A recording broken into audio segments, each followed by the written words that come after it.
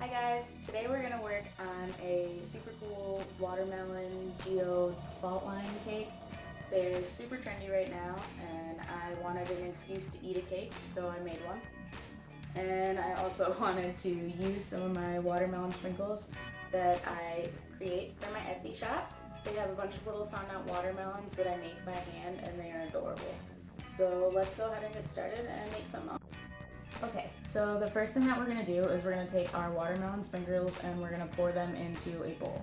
I like using a bowl that's shorter than my turntable because then I don't have to hold my cake. I can use my turntable to hold my cake as I put my sprinkles on. So basically what I'm going to do is I'm going to put all the sprinkles on in the center of the cake and then we're going to pipe buttercream on the top and the bottom.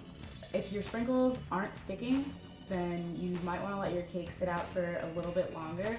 Mine was in the fridge for a little bit, so it's kind of set up, but it's a little bit wet and it's like ready to hold some sprinkles. Also, you can add sprinkles on in the end in certain places that you think they should be.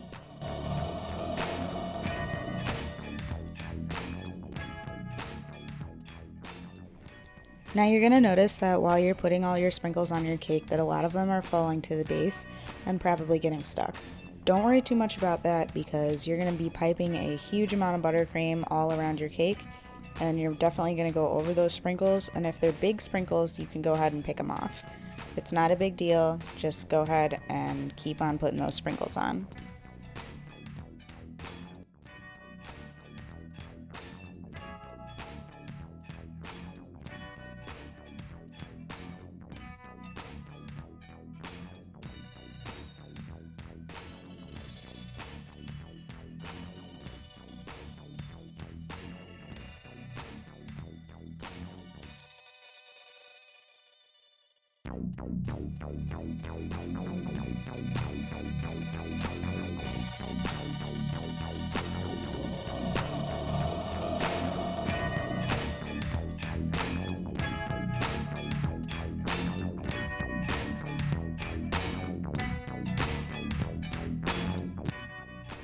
So now we're going to go ahead and pipe our buttercream on our cake. As you can see, I've prepared two different bags, one green and one pink, and I'm going around the bottom half of my cake with my green.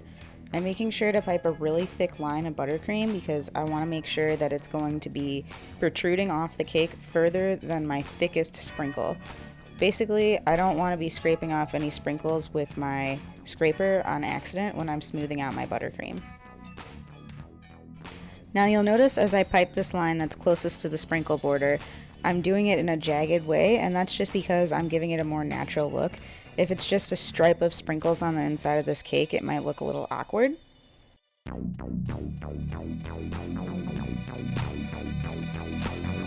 And again, you really want to make sure that you have enough buttercream on the outside of your cake, so when you go ahead and smooth it out, it's not going to take any sprinkles off. As you can see, it's really simple to smooth out. You just go ahead and use a regular scraper, and then if you have two tones like I do on the top and the bottom, you're going to want to wipe off your spatula and your scraper after each time.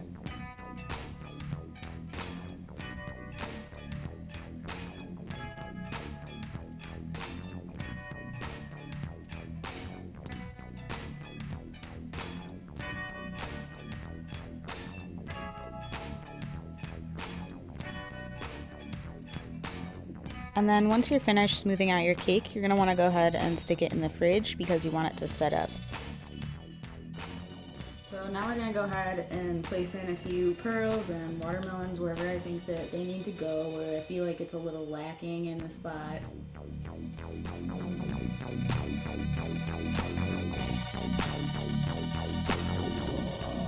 So while you're putting on all your sprinkles, if some get on the bottom half of your cake, don't freak out. You can use a tweezer to take them off in the end, and you most likely won't even see a little dent if you take it off with the tweezers.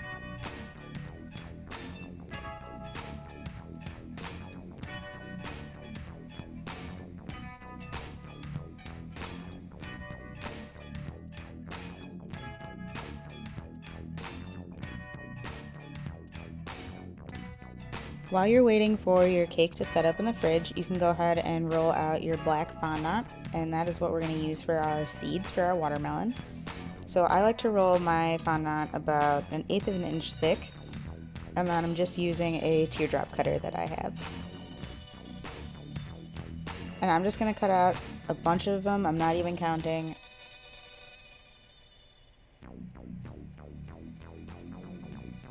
And then just go ahead and peel away your excess fondant. And so it doesn't dry out, you're going to want to go ahead and put some saran wrap over it.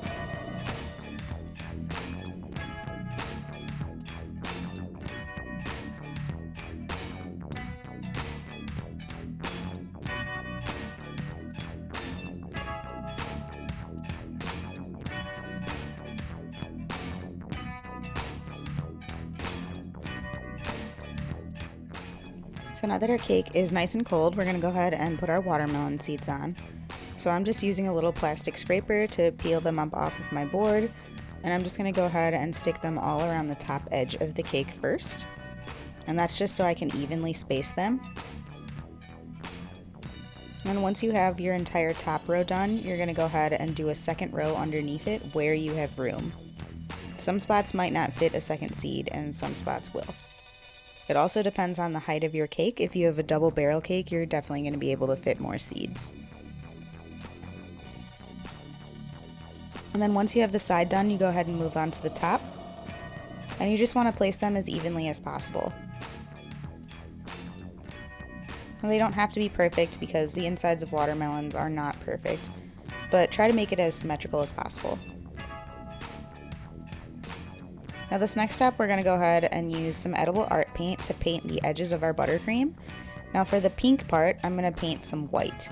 And for that, I'm just using straight white edible art paint right out of the bottle. And you're just going to go around your whole edge. I like to brush up first to make sure that I'm getting the buttercream edge underneath.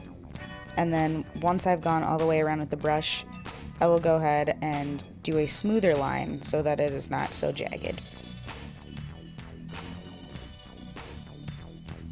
Now you can do this before the seeds if you want to, but I like being able to see where my seeds are first.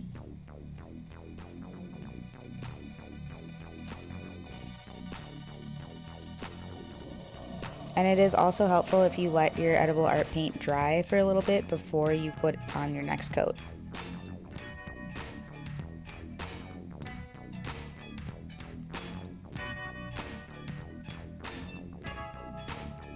And again, this is a natural look, so you don't want your line to be the same thickness throughout the entire thing. It looks a lot better when it's more jagged. Now once you're done with the white, you're going to go ahead and do a light green line on your green buttercream. Now for that, I'm using a little bit of the green edible art paint and a lot of the yellow edible art paint. And you can just go ahead and mix that up in a paint palette and apply it straight to your cake.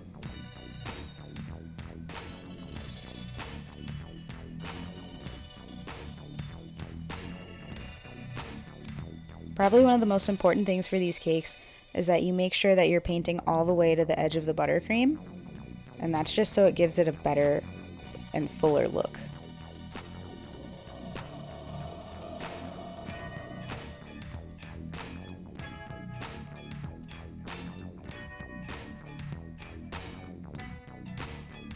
And just like the white layer, you want to make sure that when you apply the first coat, you give it a little bit of time to dry first before you add your second coat.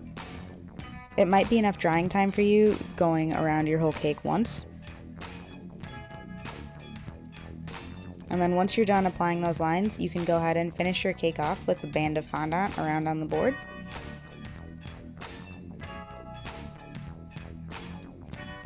This is just something that I do for all of my cakes. Every one of my cakes gets a fondant board and a ribbon around the base, and that's just because I think it looks better. And then once you finish adding your fondant around the base, just go ahead around with a little plastic tool to make sure that it is all flat against the board. And that's it, guys. I hope you really enjoyed this tutorial because I certainly enjoyed making it. Thank you so much for watching.